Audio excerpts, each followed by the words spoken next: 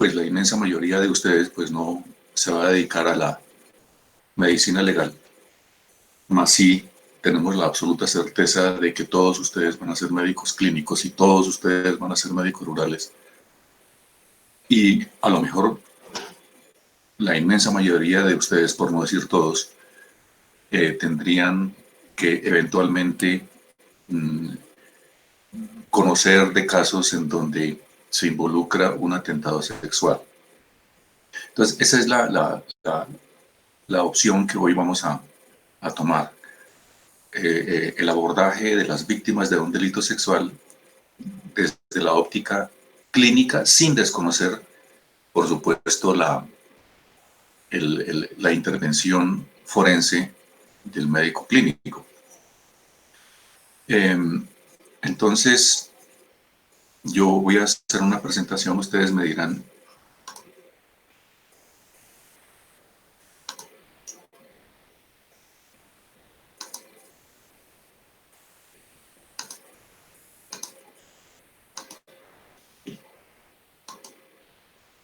No sé, ¿están viendo la pantalla? Sí, profe, ahí se ve. Sí, señor. Correcto. Entonces, lo que les estaba tratando de decir es la óptica clínica del delito sexual, lo que en otras palabras conocemos en el argot clínico como el código Verdi. Recordemos, y si ustedes tienen presente esta imagen, esta diapositiva, me doy por bien servido. Realmente lo que nos importa a nosotros, los médicos que vamos a atender en un servicio de urgencias a una víctima de un delito sexual, debemos tener presente esto, que nuestra acción va mucho más allá de la recuperación física de las lesiones de esta víctima de un delito sexual. Eso es lo importante. Y si ustedes entendieron esta diapositiva, entendieron toda la clase. Entonces, ¿qué vamos a hacer en ese sentido? Vamos a lograr encontrar todos los medios que nos garanticen, por supuesto, la seguridad física de la víctima del delito sexual. Pero recordemos que estamos atendiendo a un ser humano con todas las implicaciones que tiene el ser humano. Entonces, nosotros no vamos a limitarnos en la reparación de las lesiones físicas, sino que tenemos que tender hacia otro horizonte. Es decir, buscar la recuperación emocional, sexual, social, pero también legal de las víctimas. Miren que con nuestra actuación en ese servicio de urgencias, cuando abordamos a una víctima de un atentado sexual o de un delito sexual, tenemos, con ese simple hecho del abordaje, estamos atinando, apuntándole a todas estas matices, la recuperación física, emocional, sexual, pero por supuesto legal de las víctimas. Y en ese sentido, el abordaje integral de esta persona, de este ser humano, pues requiere de la intervención de diversos actores en esta situación. Por supuesto, nosotros, el sector salud. Y cuando yo hablo del sector salud, me estoy refiriendo no solamente al médico, sino también a la enfermera, al laboratorio clínico, a radiología, etcétera, etcétera. Pero también las ciencias sociales. Recordemos que en muchas instituciones de salud, por no decir todas, tienen estos personajes, estos empleados, trabajadoras sociales, que sirven como de enlace, de vínculo entre el sector salud y otros actores diferentes a la salud.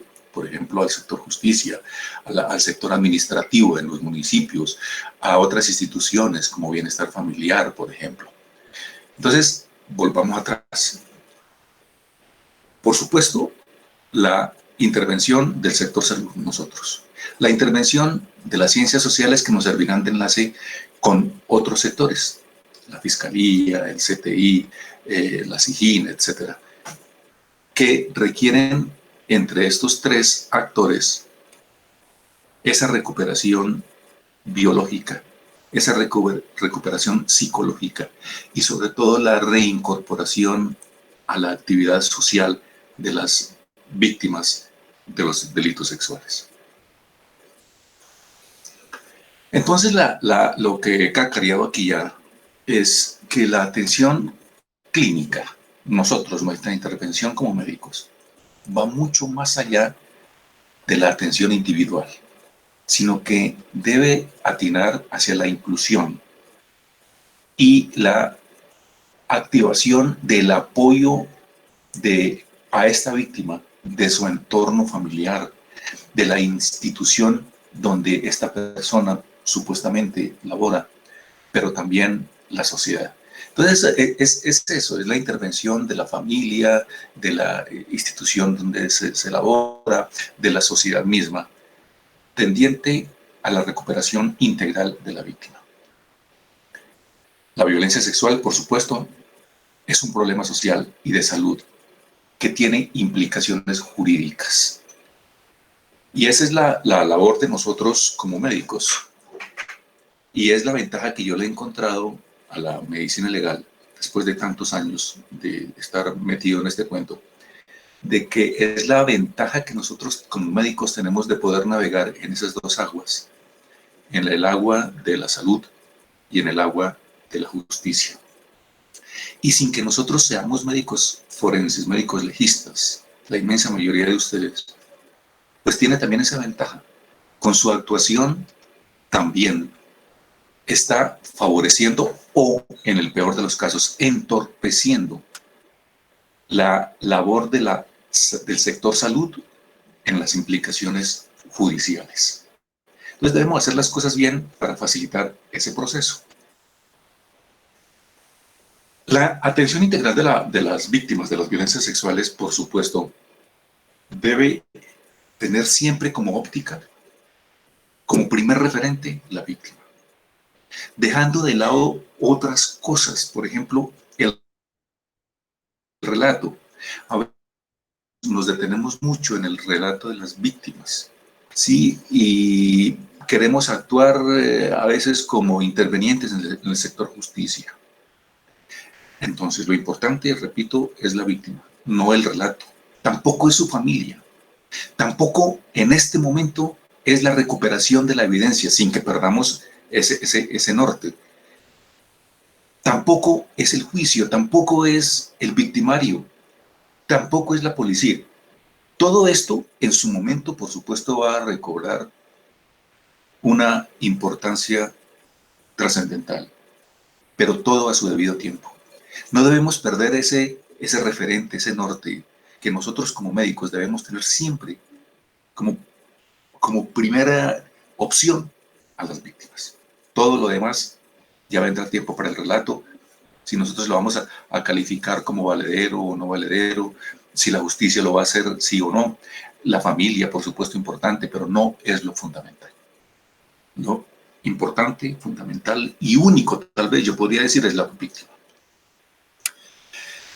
Esta atención integral de las víctimas de un delito sexual tendría como algunos pasos, algún proceso. El primero, también brindar apoyo emocional. Estamos atendiendo seres humanos, no solamente la parte física. Entonces, lo primero que debemos nosotros tener presente es el apoyo emocional. Segundo, tratar las condiciones, por supuesto, de salud relacionadas con la violencia sexual, por ejemplo, emergencias médicas, si tenemos que actuar nosotros como médicos clínicos, si las urgencias psicológicas, si hay evidencias de traumas en el cuerpo o en el área paragenital o en el área genital, si hay evidencia o sospecha de que el victimario utilizó alguna sustancia para poner a la víctima en condición de no poder resistir, entonces si estamos frente a una intoxicación.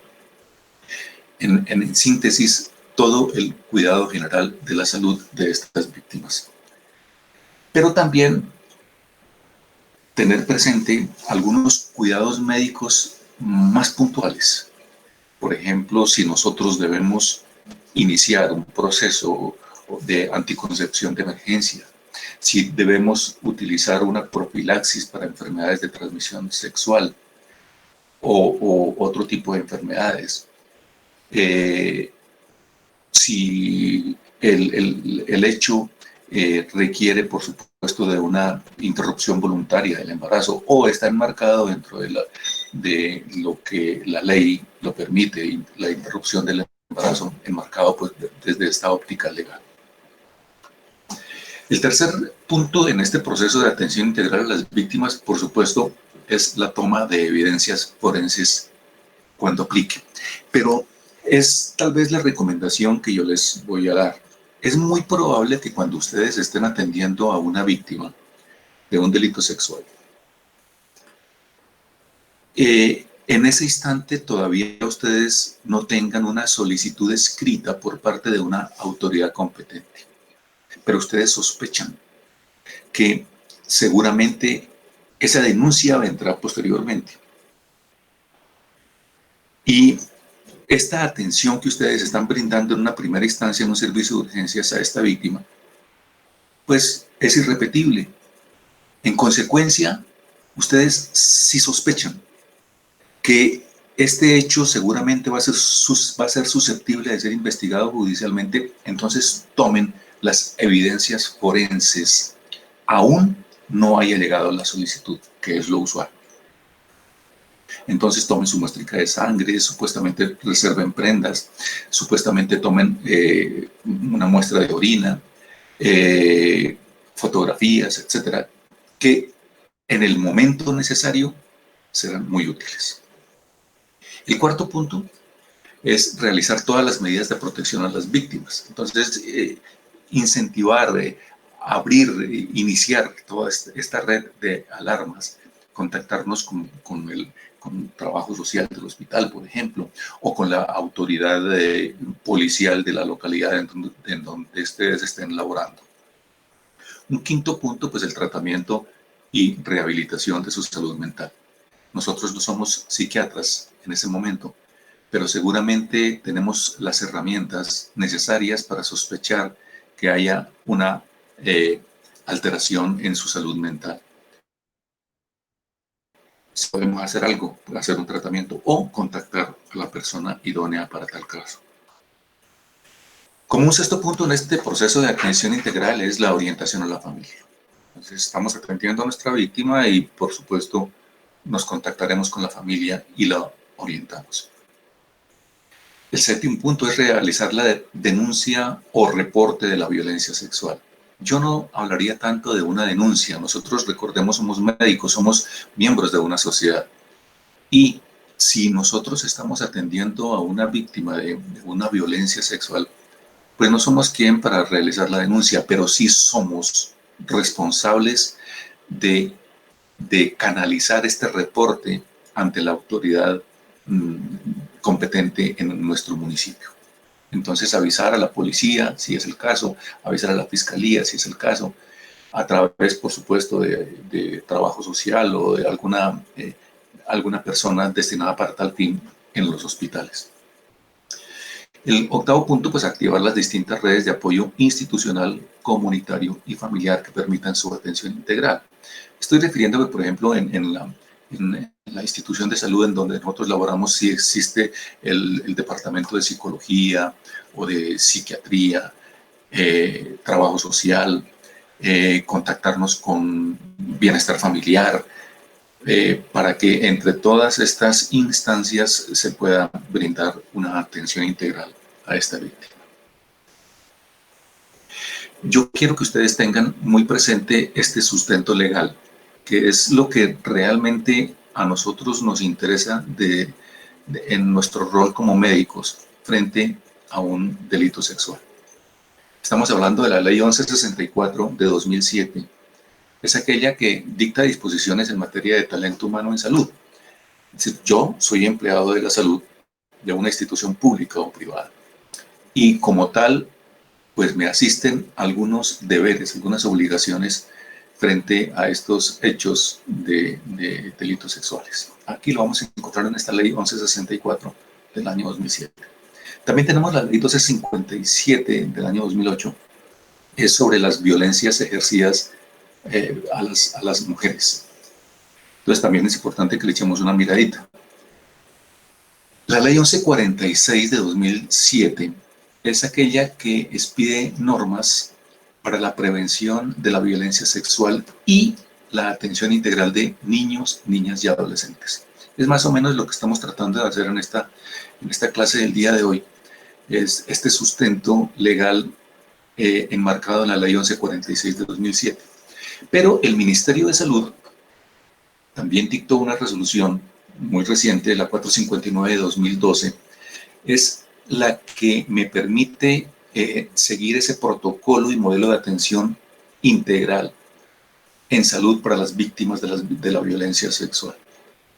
Estos 4 referentes legales son los que nosotros debemos tener en cuenta y presentes cuando estamos frente a un caso de un delito sexual.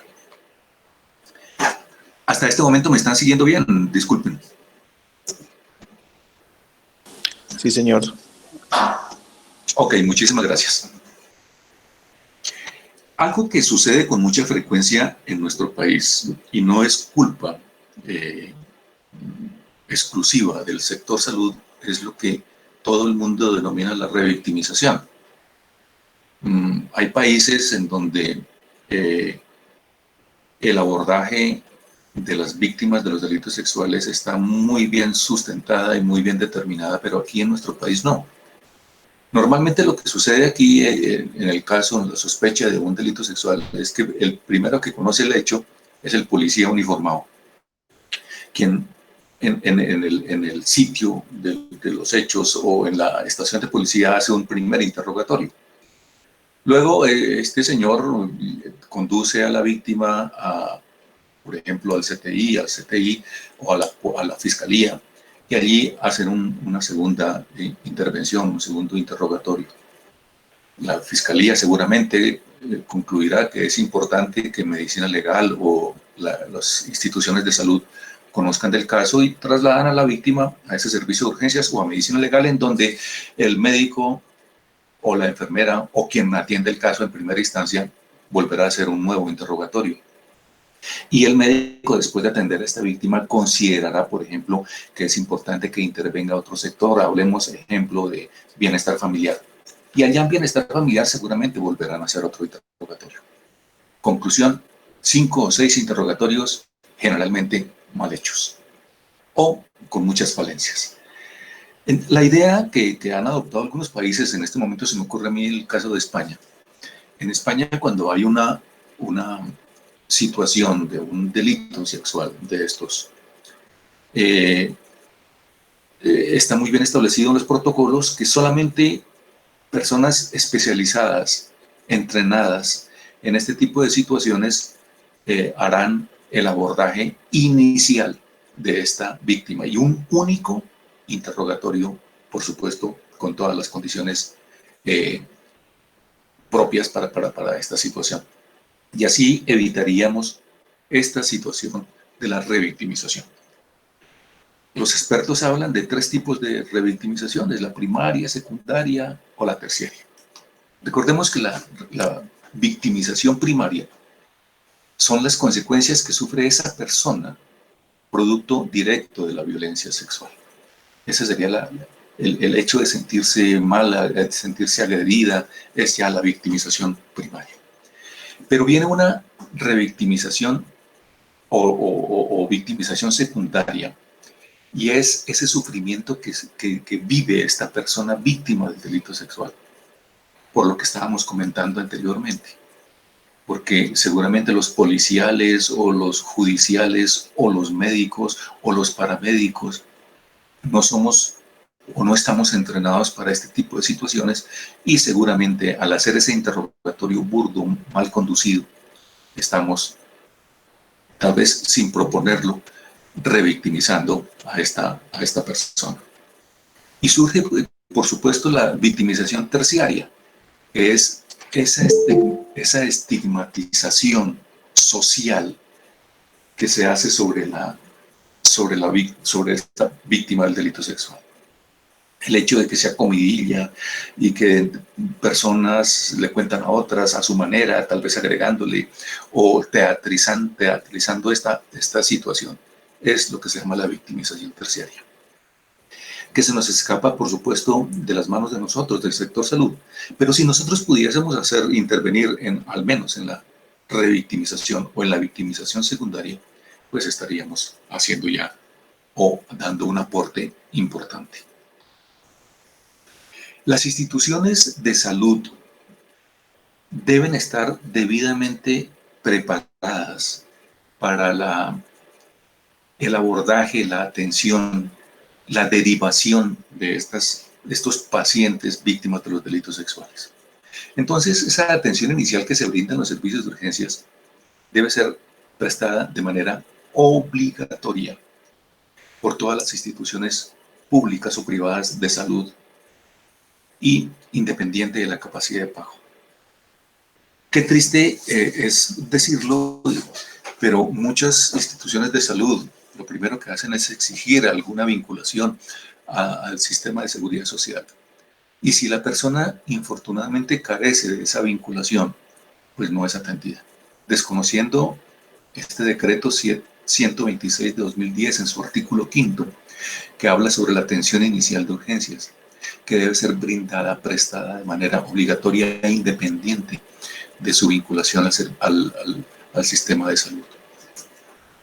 Esta prestación no requiere contrato, ni orden previa, ni exigencia de pago para brindársele la atención en salud inicial. Siguiendo con la preparación institucional, en los hospitales generalmente, y si ustedes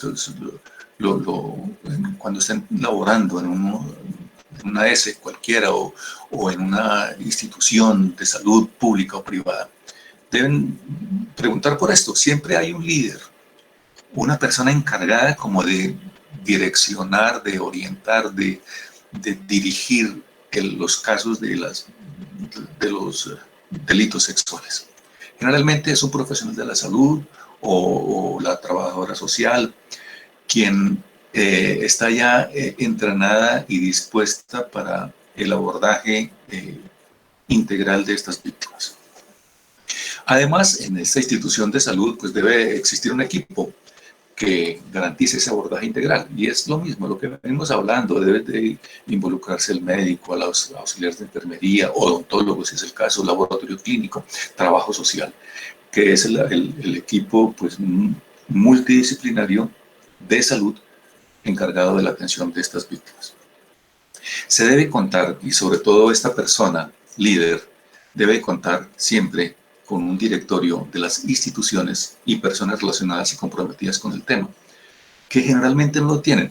Llega la víctima y nadie conoce el teléfono de la policía, nadie conoce el teléfono de la alcaldía, de la fiscalía, de bienestar familiar. Entonces debe existir ese directorio que esté siempre a la mano para que sea consultado pues, de día o en el peor de los casos de noche, que infortunadamente es lo que más sucede. Los delitos sexuales ocurren generalmente de noche o generalmente los días en que no hay labor por festivo, etcétera, etcétera. Además, debe existir en esta institución un espacio físico adecuado para la atención de estas víctimas. ¿Y qué es un espacio físico adecuado? Pues un consultorio médico. Un consultorio médico que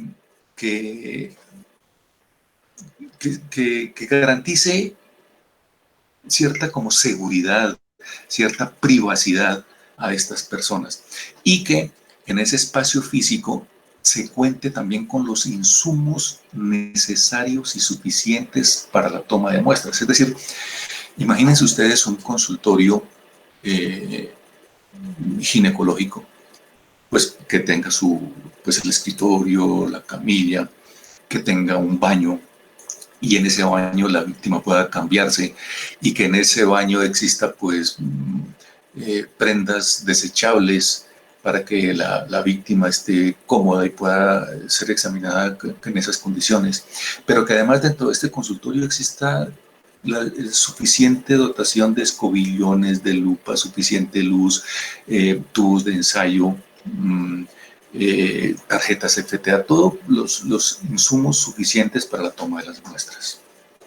Además, esta institución debe estar preparada con los medicamentos a la mano suficientes para que se realice la anticoncepción de urgencia o que existan los medicamentos profilácticos para el tratamiento de algunas enfermedades de transmisión sexual o el VIH-Sida. La atención integral a las sobrevivientes de la violencia sexual se ha como clasificado en dos grandes grupos. Aquellas víctimas en las cuales fueron víctimas de violencia sexual. Si el relato o el examen físico nos permite concluir que en efecto se trata de una víctima de un delito sexual. Pero la situación puede ser diferente. Es decir, aquellos casos en los cuales hay sospecha de abuso o de violencia sexual. ¿Sí? Entonces, miremos que es diferente. Y en estos segundos casos en los cuales hay sospecha de abuso o violencia sexual, pues lo primero que nosotros debemos hacer como médicos es descartar ese hecho, descartar la sospecha. Además, nosotros a esta víctima sobreviviente de la violencia sexual debemos diferirla si es el caso, mandarla a psicología, psiquiatría, al laboratorio clínico, a otras instituciones, bienestar familiar, CTI, etc.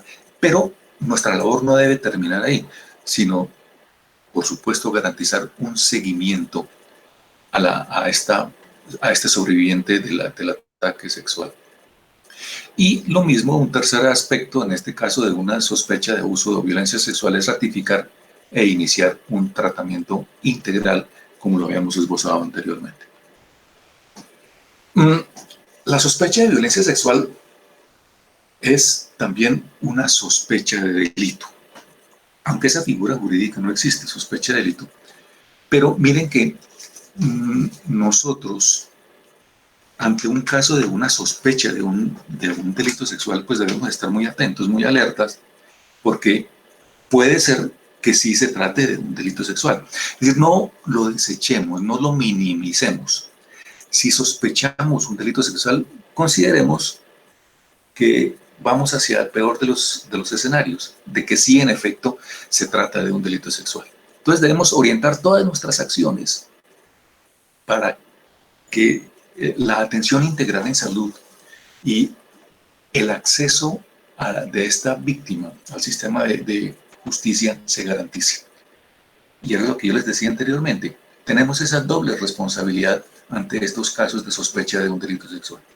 Garantizar el acceso a la salud, pero también garantizar el acceso al sistema judicial.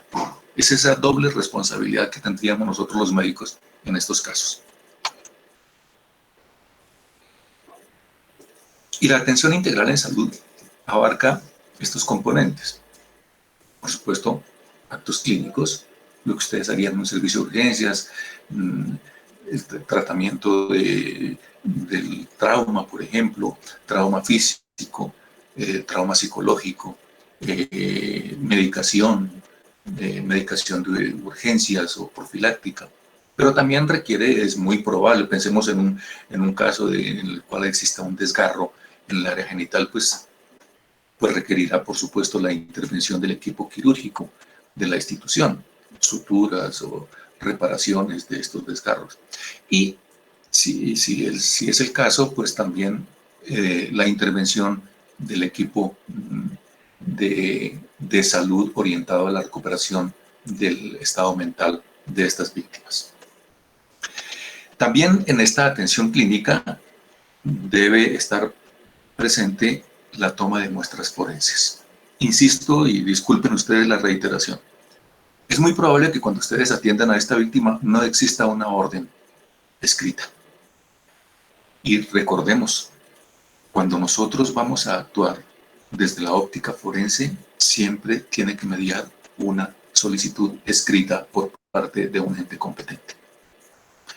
Pero es casi seguro de que cuando ustedes atiendan a esta víctima, no exista esa orden escrita, pero sospechamos de que seguramente se va a poner la demanda, la denuncia posteriormente. Debemos estar atentos y tomar esas muestras forenses. Y esas muestras forenses que nosotros vamos a tomar, debemos someterlas a la cadena de custodia. ¿Qué es la cadena de custodia? Es esa serie de eslabones que seguramente inician con ustedes, médicos, en el servicio de urgencias. Esa serie de eslabones que garantizan que ese elemento material probatorio, estoy refiriéndome a prendas, a fluidos, a restos en la superficie del cuerpo, tierra, material vegetal, qué sé yo. Esa serie de eslabones que garantizan que ese elemento probatorio recuperado no se altere, no se pierda, que siga siendo el mismo desde el momento de la recolección hasta el momento en que pueda ser reproducido un hecho. ¿Y de quién es la labor? Pues nuestra como médicos. En los documentos forenses que ustedes conocen o pueden acceder en la página del Instituto Nacional de Medicina Legal y Ciencias Forenses, está esbozado, escrito, esas técnicas mínimas de entrevista que nosotros debemos hacer con las víctimas de los delitos sexuales. Entonces aquí, en detalle, ustedes van a encontrar cómo es la anamnesis, el relato espontáneo de la víctima, pero en algunos casos nosotros debemos hacer una entrevista conducida. ¿Qué tipo de preguntas nosotros podemos hacer? ¿Cuáles no podemos hacer para que la entrevista sea exitosa? Entonces, esa sería la primera parte de la entrevista. Segundo, dar conocimiento a la autoridad del municipio. Si bien es cierto, nosotros no vamos a ser los denunciantes, pero sí somos las personas que vamos a llevar a la autoridad el conocimiento de ese hecho. Informarle, señor policía, señor CTI, señor fiscalía, señor alcaldía. Estamos en este momento atendiendo en el servicio de urgencias de la institución de salud a una víctima de un delito, víctima de un asalto sexual, que ustedes deben hacer lo pertinente. Es decir, nuestra labor consiste en comunicar la presencia de ese hecho ante las autoridades municipales. Y seguramente si la denuncia continúa y se va a realizar un juicio oral, y nosotros como médicos que hemos atendido a la víctima en el servicio de urgencias, tenemos esa responsabilidad también de asistir al juicio oral a rendir nuestro testimonio de lo que nosotros hicimos o dejamos de hacer, en el peor de los casos, con esta víctima en el servicio de urgencias. Entonces recordemos, por eso es que debemos siempre estar atentos a los protocolos, a las guías, a los reglamentos, en la atención a estas víctimas de los delitos sexuales. Y la otra recomendación que yo les hago en ese sentido es hacer excelentes documentos médicos. Concretamente, excelentes historias clínicas. En la historia clínica nosotros consignaremos todo lo que hicimos en atención integral a estas víctimas de los delitos sexuales, porque seguramente esto que consignemos en la historia clínica nos servirá de sustento, de herramienta para dar nuestro testimonio en el juicio oral al cual seguramente iremos a ser citados. En relación con la entrevista, debemos tener presente estas cosas. El lugar.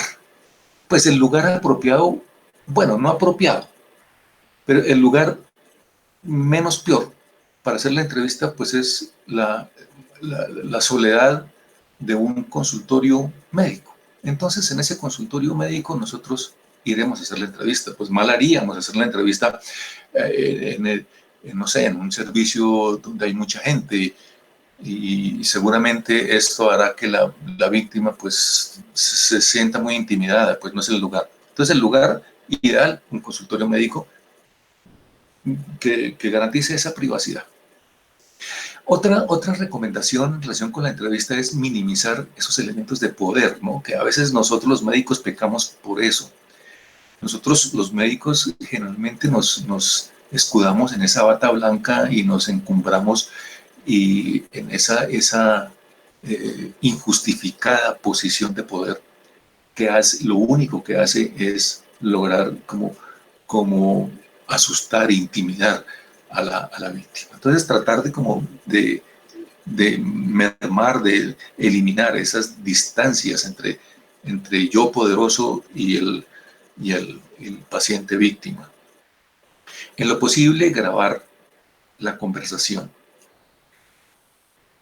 Hoy, pues casi todos tenemos a la mano algún elemento, un teléfono celular, una grabadora, qué sé yo, para poder grabar esta conversación. Obvio, con el consentimiento de la víctima. Y es bueno hacerlo porque muchas veces nosotros nos confiamos en nuestra memoria o no alcanzamos a escribir en la historia clínica la totalidad del relato que nos está haciendo esta víctima. Entonces, en lo posible, grabarla y después, pues, escuchamos la conversación y podemos ordenarla de una mejor manera. No olvidemos que estamos atendiendo a un ser humano que requiere, por supuesto, de todo el respeto y de la sensibilidad. Recordemos que una víctima de un delito sexual, además de tener golpeado su cuerpo, tiene golpeada su alma. Y no debemos desconocerlo. Ponernos en los zapatos de esta víctima. Debemos explicarle, por supuesto, a este paciente todos los derechos que tiene como víctima. Es decir, el derecho que tiene a acceder al sistema de salud sin límites. El derecho que tiene también a que se haga justicia en estos casos de los delitos sexuales. El derecho que tiene de la educación por parte del Estado, lo mismo, de la protección por parte del Estado como víctima de un delito sexual. Debemos asesorarla en relación con el consentimiento informado. Tal vez en algún momento yo les comentaba a ustedes, jamás inicien una actividad médico-forense sin que se haga el consentimiento informado.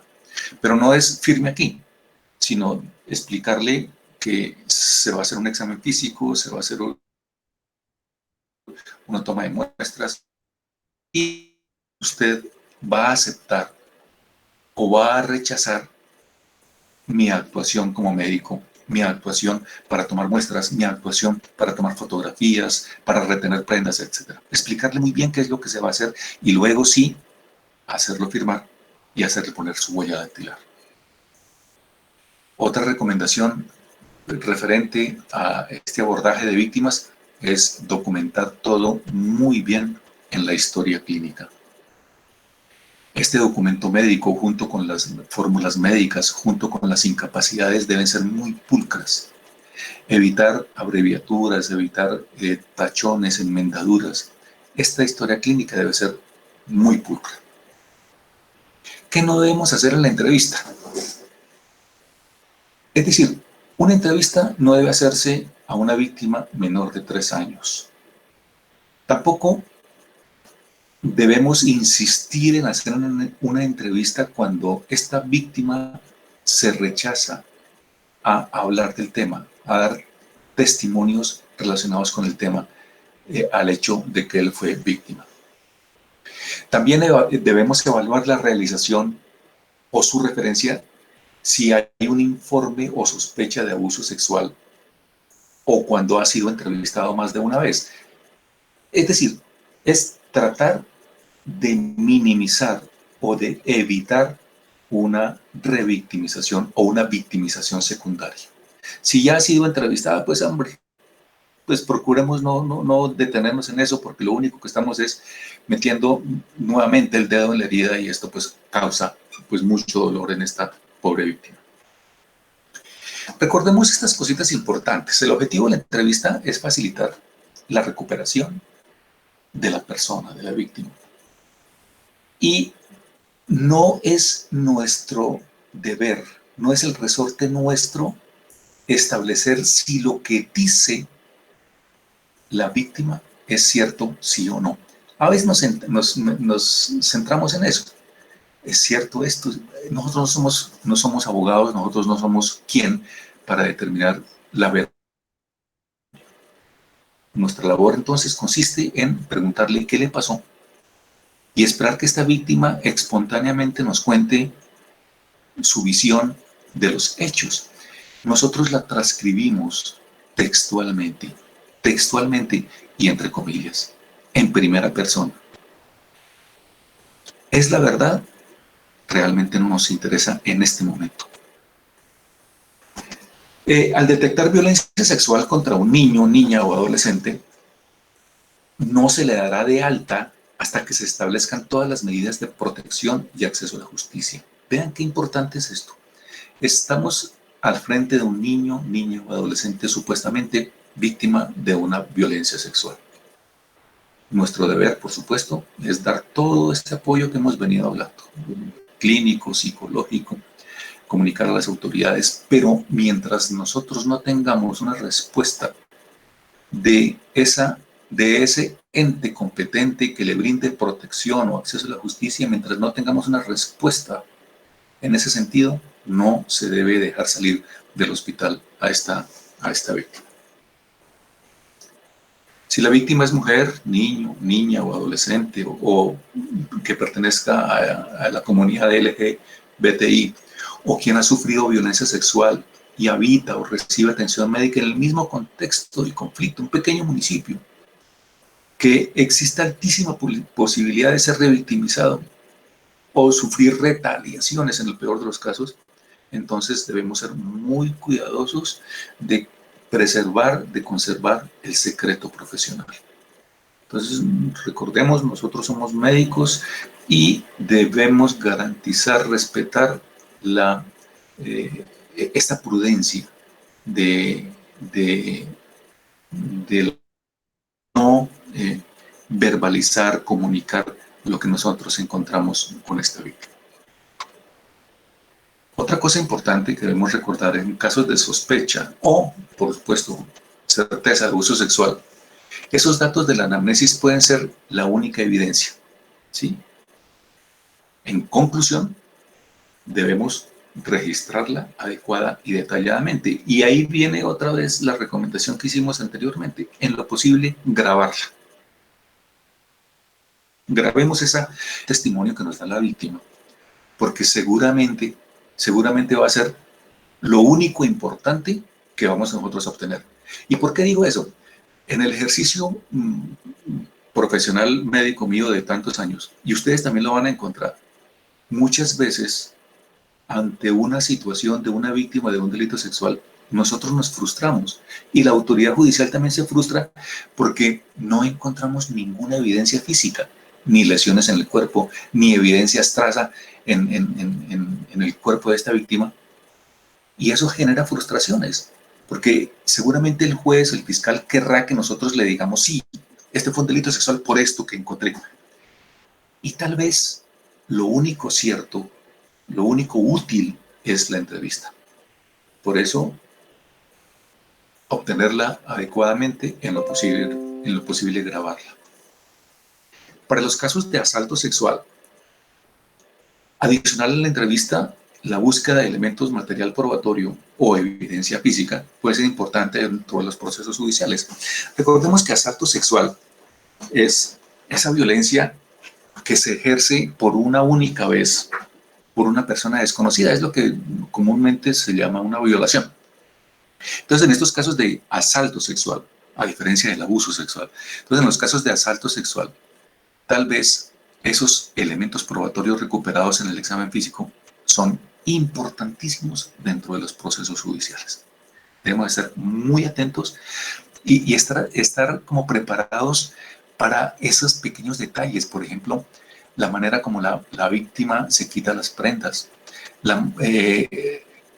preservar prendas, secarlas adecuadamente, el recorte de uñas, la recuperación de vellos púbicos, saliva, sangre, orina, etcétera, etcétera. Todos estos elementos probatorios en los asaltos sexuales si nosotros omitimos la toma de muestras para recuperar estos elementos, genera, por supuesto, infortunadamente, el fracaso en el éxito de una investigación judicial.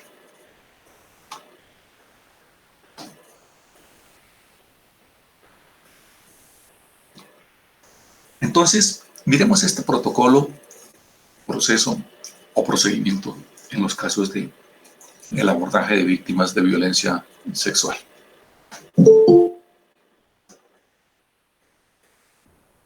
Primer punto. Toda situación de violencia sexual es considerada una urgencia.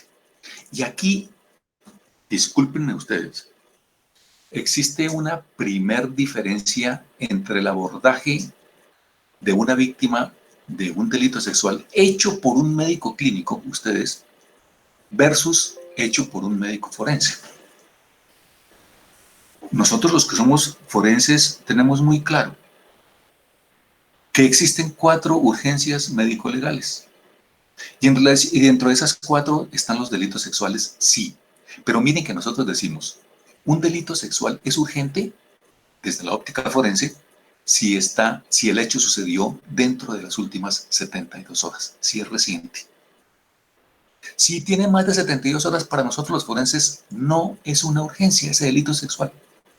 Mientras que para ustedes sí, los clínicos sí. Es decir, toda situación de violencia sexual debe ser considerada una urgencia, independiente de la hora en la cual se cometió.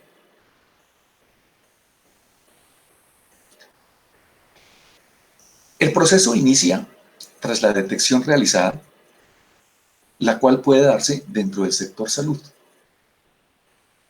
bien sea médico clínico o médico psiquiatra.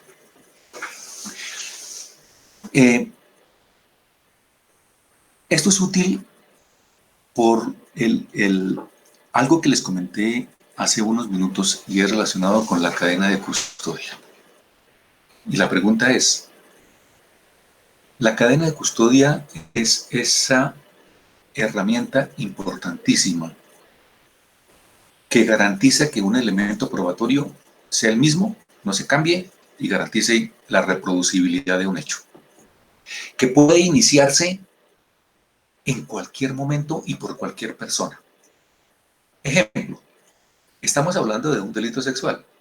La policía uniformada llega al sitio de los hechos y allí encuentran un elemento probatorio. Pensemos en un preservativo. Este preservativo es muy útil en este proceso investigativo. ¿Quién es el responsable? Pues ¿quién lo encontró? La policía. Entonces la policía inicia la cadena de custodia.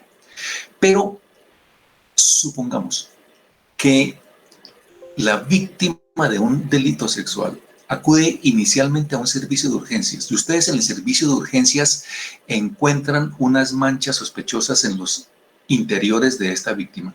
¿Quién encuentra el elemento probatorio? El médico. Entonces el médico es el responsable del inicio de esa cadena de custodia. Créanme, muchachos, que esto es relativamente nuevo. Antes no se hablaba en nuestro país de cadena de custodia. Estamos hablando, esto es una historia que no tiene más de 30 años en nuestro país.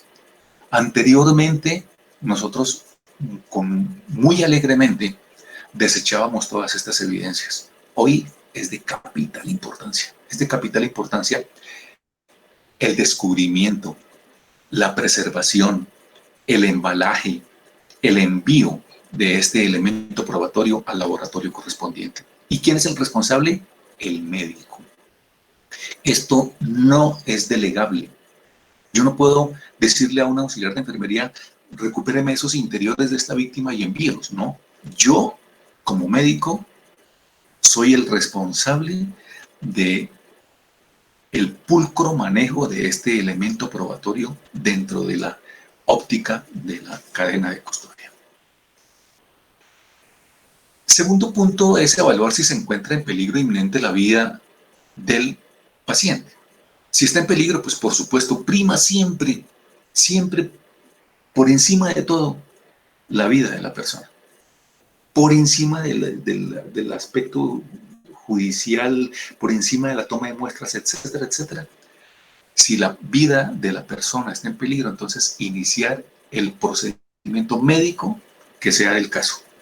Y ustedes son expertos en esas cosas. Si es un trauma, pues sí, y se requiere urgente de una radiografía, de un TAC, lo que sea, o llevarlo de inmediato al quirófano, debe hacerse. Si se sospecha de una intoxicación y se requiere, por ejemplo, de un lavado gástrico, hacerlo de inmediato. Después ya se verá la manera de tomar las evidencias.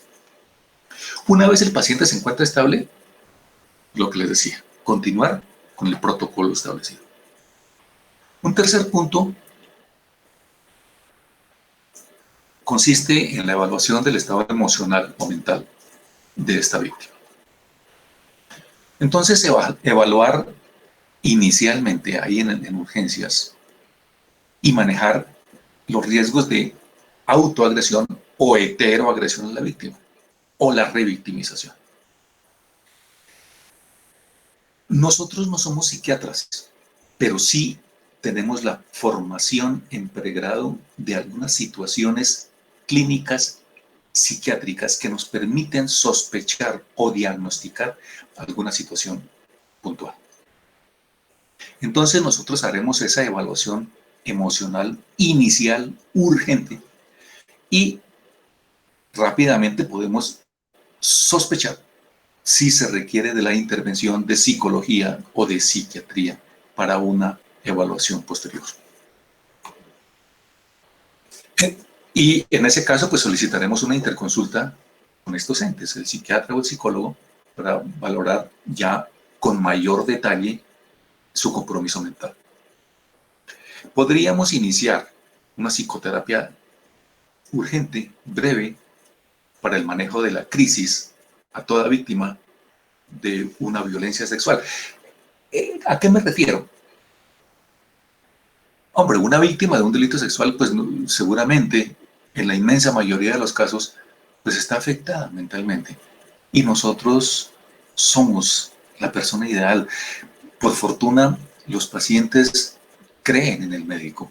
Por fortuna, nosotros tenemos esa facultad de poder tranquilizar, de poder orientar, de poder minimizar ese trauma emocional que tenga la persona en ese instante. Somos nosotros las personas indicadas. Y yo podría denominar a esa intervención inicial como una psicoterapia breve, urgente, que cualquier médico es capaz de hacerla. Un cuarto punto es explicar, por supuesto, todos los derechos del sobreviviente y la atención integral en el sector de salud. Yo debo ser explícito para que esta persona sobreviviente de este ataque sexual elija, por ejemplo, el género del profesional de la salud que lo pueda atender, si se dispone, por supuesto, de ese valioso recurso. Muchas mujeres quieren, pues, que en lo posible sea atendido por una médica mujer frente a un médico, un hombre. Entonces, si existe esa posibilidad, pues, hombre, brindémosla para que esta víctima esté más tranquila y pueda, no sé, abrirse más y contar más su experiencia dolorosa. Un quinto punto consiste en el consentimiento para la realización de procedimientos clínicos, médico-legales o exámenes de VIH-Sida. ¿Qué debemos hacer entonces nosotros frente a eso? Explicar muy claro al paciente o a su acompañante lo que se le va a hacer. Voy a hacer un examen físico que involucra el examen de todo su cuerpo, incluida el área genital. Seguramente voy a retenerle sus prendas, porque son útiles en el proceso. Seguramente le voy a tomar muestras, y esa muestra implica, pues, tomarle una muestra de sangre, pincharle, o requiero de un examen de orina, o seguramente los interiores son útiles en la investigación. Y si yo desecho esa posibilidad, hombre, los abogados son muy claros en decir, el tiempo que pasa es la evidencia que huye. Si yo postergo injustificadamente la toma de una muestra, hombre, pues estoy perdiendo esa valiosa oportunidad. Si yo espero hasta el día siguiente, ejemplo, para tomar una muestra de sangre para determinar alcoholemia, pues el alcohol ya se ha metabolizado y la posibilidad de recuperar ese hecho, pues se minimiza. No, en ese caso de urgencias, pues no se requiere la firma de testigos, ni otros documentos, ni fotocopias. Es urgente y hay que actuar como tal. En adultos o representantes legales es preferible acompañar la firma con huella dactilar. Es lo que en el procedimiento, en este procedimiento de consentimiento informado, pues lo ideal es que el adulto firme y frente a su firma, pues imprima su huella dactilar. Esto garantiza con mayor claridad la aceptación o el rechazo en la aceptación de ese procedimiento clínico. Pero en los casos de niños, niñas o adolescentes, ¿quién autoriza o desautoriza ese procedimiento? Pues el representante legal. ¿Quién es el representante legal en estos casos? Pues el papá, la mamá o quien tenga la custodia. Pero hay ocasiones, muchas ocasiones en las cuales estos personajes no están ni el papá, ni la mamá, ni el representante legal. Entonces, ¿quién autorizaría o rechazaría? ¿Quién firmaría ese consentimiento informado? En ese orden, el defensor de familia del Instituto de Bienestar Familiar, el representante del Ministerio Público. En estas grandes ciudades, pues el procurador. Pero en el pequeño municipio será el personero municipal, el defensor del pueblo quien lo autorice.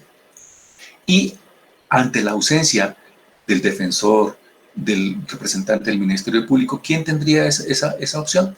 El comisario de familia, que en los municipios pequeños existe.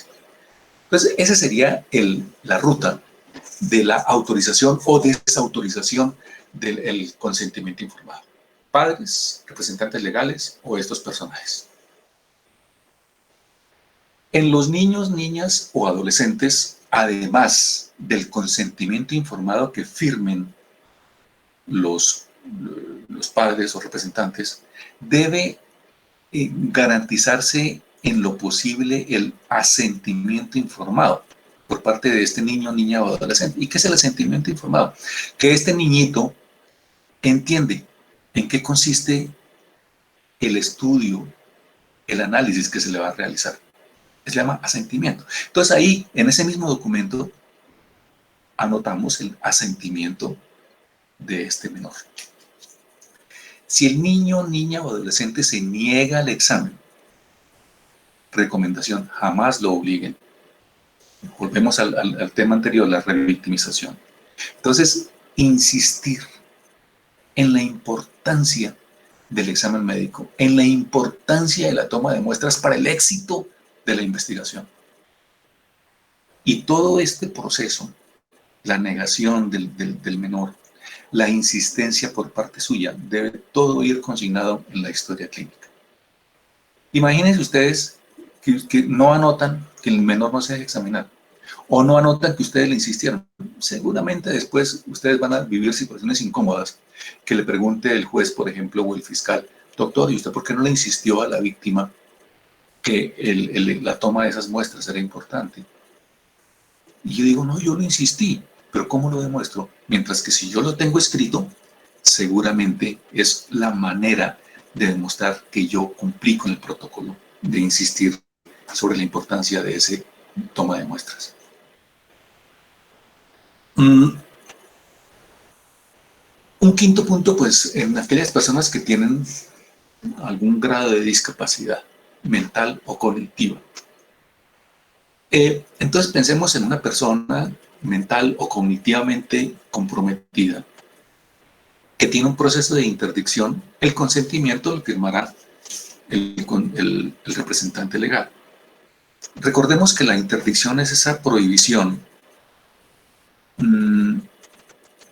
de un derecho de una persona impuesta por una autoridad judicial. Entonces una autoridad judicial considera que una persona que esté mentalmente comprometida, pues a él se le prohíbe, por ejemplo, manejar sus bienes. Esa es una persona con una interdicción.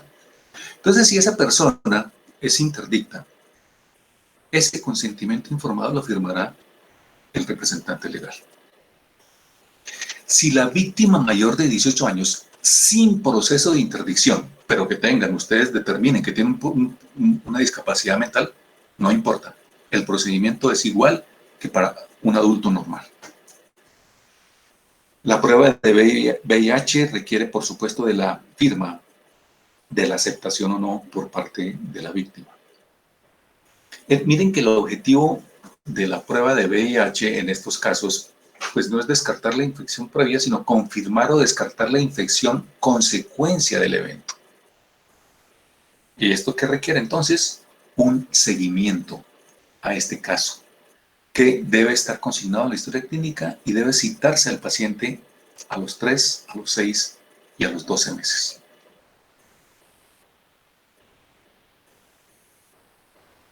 Personas que pertenecen a grupos étnicos. Los derechos de niños, niñas, adolescentes están por encima de los derechos culturales. Yo agregaría aquí, además de derechos culturales, religiosos, sociales, ¿sí?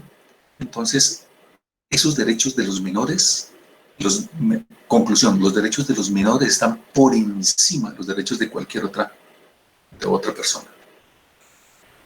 Si el menor no habla castellano, pues buscar un traductor, eso sería como muy obvio.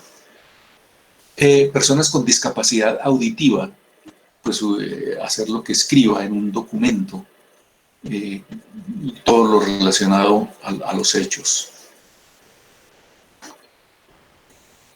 Ya lo hemos hablado, la importancia de la anamnesis. La anamnesis puede, en últimas, ser la única evidencia útil en estos casos ante la ausencia de posibilidad de recuperar elementos probatorios en el examen físico. Entonces, esta anamnesis debe ser muy pulcra. Tercera vez que lo insisto, si se puede grabar mucho mejor. Escribirlo entre comillas, textualmente, en primera persona. Y si nosotros requerimos como de una anamnesis conducida, hacer preguntas elementales, evitemos la implantación de recuerdos que puedan causar confusión o investigación en el juicio, sino que más bien sea espontáneo, sin que nosotros puntualicemos mucho en los recuerdos de los hechos. En esta anamnesis también importante la realización del familiograma, en qué se ocupan los padres, en dónde estudia, en qué curso está, cómo es el nombre de su profesor, cómo le va en el colegio, cuáles son sus amiguitos, a qué juegos les gusta realizar. Después de que sale del colegio, ¿qué hace? ¿Quién lo acompaña a usted? Normalmente, ¿quién lo cuida en la casa? ¿Qué otras personas conviven en la casa? Programas, etcétera, etcétera. Es decir, aquí el perito médico tendría que poner a volar su imaginación en lo que se refiere a esta anamnesis. Y lo que exigen los protocolos, ¿no? Para, si el niño es capaz de contar con los dedos de la mano, de distinguir colores, etcétera, etcétera. Sí, que también es probable que la persona haya sido puesta en incapacidad de resistir, es decir, que le hayan dado alguna sustancia por cualquier ruta, oral, inhalada, parenteral. Entonces es importante nuestra actuación médica de toma de fluidos para psicotóxicos. Recordemos, sangre para alcohol y orina para cualquier otro tipo de psicofármacos. Consignemos en la historia clínica los hallazgos neurológicos importantes, si el estado de conciencia, si está somnoliento, estuporoso, si tiene dificultad para la articulación de sus palabras, si está desorientado. Y esto pues seguramente nos conducirá a establecer si requiere de atención inmediata por parte de psiquiatría.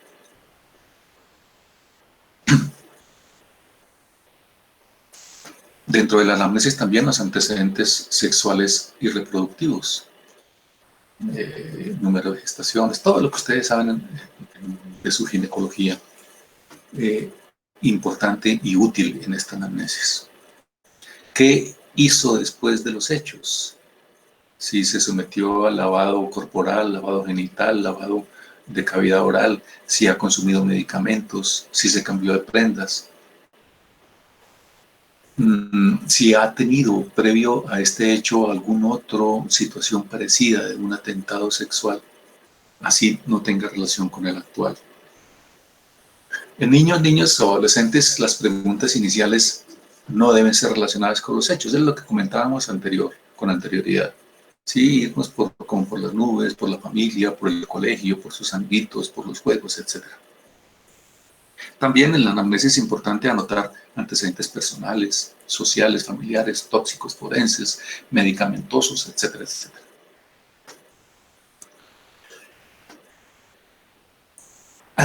Hace algunos minutos yo les hablaba de la diferencia de el abordaje médico-clínico de ustedes frente al abordaje médico-forense que haríamos nosotros los médicos con esa formación forense. Y nosotros establecemos ese lapso de 72 horas para determinar la urgencia y nuestra actuación, ¿sí? Entonces, ¿por qué es una urgencia médico-legal el delito sexual? Dijimos menor de 72 horas. Y la urgencia radica en la posibilidad de recuperar elemento material probatorio. Se ha conocido en medicina forense que un tiempo superior a las 72 horas, la posibilidad de recuperar elemento probatorio, pues, es mínima. Y por eso el médico forense no actúa con esa celeridad que deberían tenerla. Pero se estableció ese límite de 72 horas. De otra parte, recuerden que medicina legal no labora en horas nocturnas, al menos aquí en el departamento de Boyacá no se garantiza la atención en horas nocturnas ni fines de semana, ¿sí? Entonces, ¿a quién le correspondería la toma de muestras en esta situación? Pues al sector salud. Entonces, el médico tiene esa obligación de atender a la víctima y tomarle las muestras requeridas. Si el tiempo es mayor de 72 horas, las pruebas serán tomadas por medicina legal. Ya lo hablábamos por qué.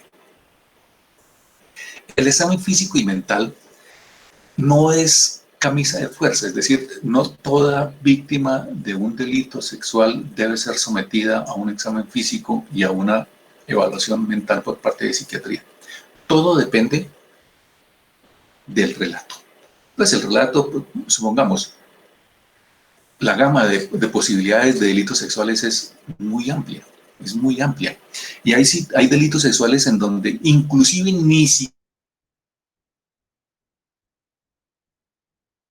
entre agresor y la víctima. Ejemplo, un exhibicionismo. El adulto se desnuda frente a la víctima. Es un delito, por supuesto. Un delito sexual, sí. No hay contacto físico. Entonces, mal haríamos nosotros como médicos en hacer un examen físico de esta víctima. Entonces, todo depende del relato. El examen genital hace parte del examen físico. No es un examen aparte. No es un procedimiento único. Y por eso el examen físico debe ser exhaustivo. En los casos de un asalto sexual, no debe el examen físico limitarse al examen genital, sino que debe ser un examen como parte del examen físico. Empezar por pues, el examen de la cabeza, del cuello, de la cavidad oral, de todo el cuerpo y también, pues, por supuesto, el examen genital. Y no, como yo lo he visto en muchos servicios de urgencias, que llegó una niña producto de una violación, entonces acuéstela ahí, ábrele las piernas y yo voy a mirar a qué pasó en área genital. No, este examen genital debe hacer parte de un examen físico integral. El análisis de las prendas son importantísimas. En las prendas puede recuperarse mucho elemento probatorio. Manchas de sangre, de fluidos, de otras sustancias tóxicas, por ejemplo, que la víctima haya vomitado o que le botaron algo y le cayó en las prendas, ¿sí? Entonces las prendas son fundamentales. Pero nosotros debemos ser muy cuidadosos en ese manejo de las prendas. Recordemos dónde debe quitarse las prendas la víctima, de pies sobre una cartulina blanca, pues ante la posibilidad de que caiga material traza en esa cartulina blanca y no que caiga en el piso normal. Si las prendas están húmedas, debe someterse a secado adecuado. ¿Cómo las debo embalar? ¿Qué documentos debo aportar? ¿Cómo la debo preservar esa prenda mientras la envío al laboratorio? También es probable que la víctima aporte las prendas que tenía puestas en el momento del examen, ¿sí? Perdón, en el momento de los hechos. Entonces, estas víctimas seguramente aportarán las evidencias y nosotros le haremos el mismo manejo. En este momento ya me está llegando la invitación que hace el doctor Hernández para la reunión que van a tener enseguida y pues infortunadamente no hemos terminado. Yo quiero dejar ahí, no sé si alguno de ustedes tenga alguna pregunta para que podamos absolverla en este momento.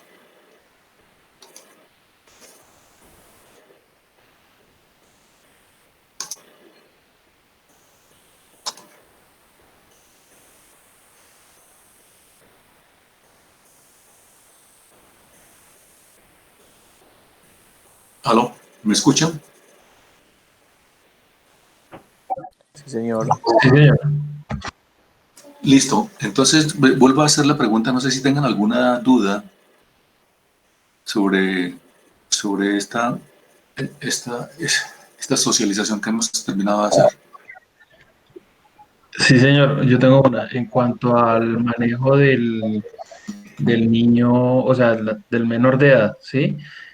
Su merced nos había dicho que en caso de que no haya acudiente, se pide la autorización del comisario, en caso tal, ¿no?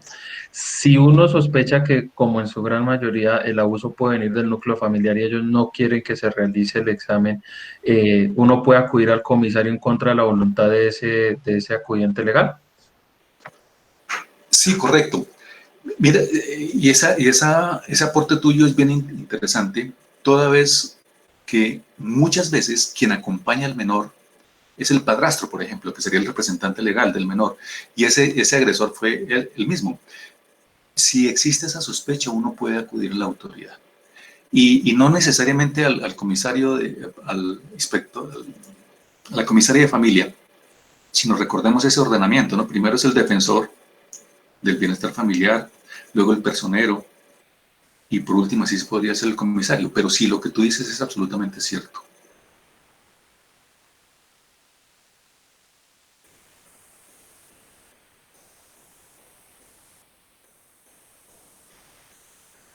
Bueno, muchachos, entonces yo les agradezco